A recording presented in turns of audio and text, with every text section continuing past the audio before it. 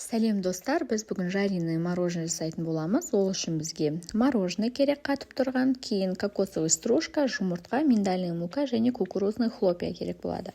Осылайынан бірінші кокосовый стружкаға ұнатамыз, кейін жұмыртқаға, кейін кукурузный хлопьяға. Кукурузный хлопьяға ұнатқан кезде мороженныйдың барлық бөлігін жауып шығамыз, ашық жері қалмау керек. Кейін осылайынан фольгаға орап, морозильникке 4-5 сағатқа қойып тастайтын боламыз.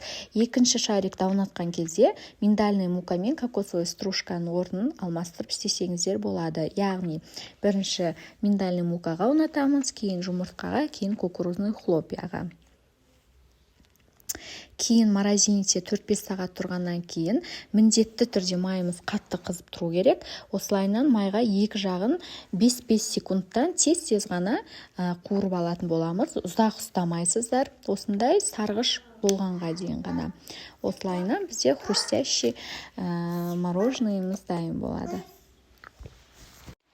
Каналға тіркеліп, лайк басуды ұмытпаңыздар. Ас болсын.